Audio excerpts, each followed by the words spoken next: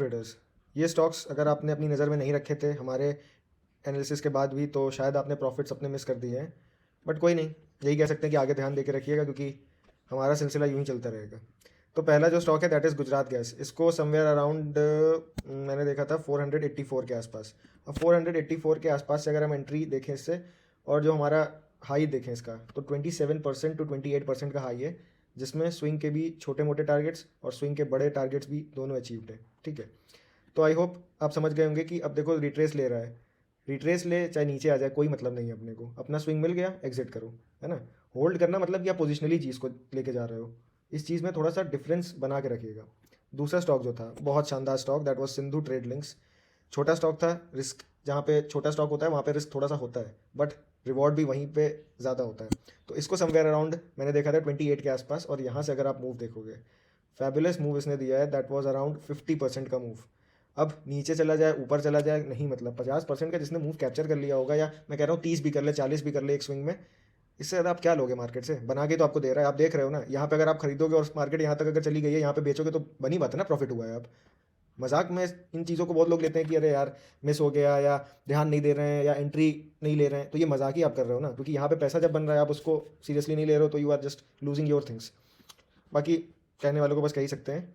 आज का स्टॉक जिसका जो निकल गया वो निकल गया। आज का स्टॉक जो हम लेके आए हैं that is Solara active pharma sciences limited.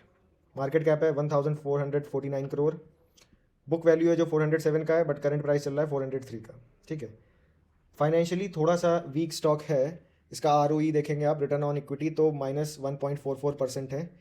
But एक चीज़ यहाँ पे देखने वाली है, दैट इज़ कि इनका डेट बहुत कम है।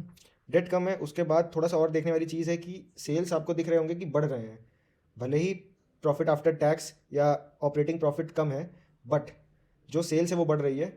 And as per the charts, technicals को जब मैं आपको दिखाऊंगा तो आपको दिखेगा कि अगर आने वाले दिनों में एक अच्छा मूवमेंट ऊपर की तरफ रहा तो ये सारे नंबर्स चेंज हो जाएंगे, कोई बहुत बड़ी बात नहीं है, क्योंकि स्टॉक एक अच्छा सपोर्ट ले चुका है और लगातार उसी रेंज में ट्रेड कर रहा है। एंड इट इज़ शोइंग कि ये जाना चाहता है ऊपर की तरफ, एक प्राइस एक्शन ही ऊपर का बनाना चाहता है। ठीक है, ज़्यादा देर ना लेते हुए हम आएंगे चार्ट्स पे, और चार्ट्स पे इसको देख के समझेंगे कि एग्जैक्टली क्या कर रहा है। अब ऐसे आप देखोगे चार्ट तो कुछ नहीं समझ में आ रहा है क्या हो रहा है इस चार्ट में। यहाँ पे था, ऊपर गया, यहाँ पे नीचे आ गया। सबसे पहले देखो कि फ्रेम कौन सा लगा है, वीकली फ्रेम पे ये लगा हुआ है। ठीक है, ये स्टॉक वीकली फ्रेम पे जब लगा हुआ है, अब इसको थोड़ा सा जूम करते हैं, और जब जूम करेंगे तो आपको लास्ट वीक की जो कैंडल है आप देखिए कैसे दिख रही है आपको। इट्स ग्रीन, ग्रीन है। उसके ऊपर भी क्या चीज़ है, ये विक क्या शो कर रही है कि नीचे लोगों का स्टॉप लॉस हंट करने गया था, हंट करके it is again closing around the same level of the last week, है ना। अगर यहाँ पे एक रेड कैंडल यहाँ पे दे देता तो आप मुझसे क्या कहते हैं कि हाँ सेलर स्ट्रॉन्ग है, बट ग्रीन भी शो कर रहा है, मतलब बायर्स की वहाँ पे प्रेजेंस है। और एक और प्रेजेंस ज़्यादा ये भी शो कर रहा है कि इसने जो है विक बना के ऊपर क्लोजिंग दी है। अब यहाँ पे देखिए, stock market is about probability, तो प्रोबेबिलिटी पे अगर हम देखें तो क्या हमें एक यहाँ से ट्रेंड लाइन नहीं मिल सकती है, ये हमें ट्रेंड लाइन मिल सकती है ना। हो सकता है कि रिट्रेस करे या यहाँ पे थोड़ा सा रेंज और बना के फिर बाद में जाए, या हो सकता है कि ये अब बस हो गया इसका खत्म यहाँ से, अब यहाँ से ये मूव देना स्टार्ट कर दे। यू नेवर नो कि स्टॉक कब मूव करने वाला है, ये अगर किसी को पता चल जाए तो फिर तो बात ही ईजी हो गई।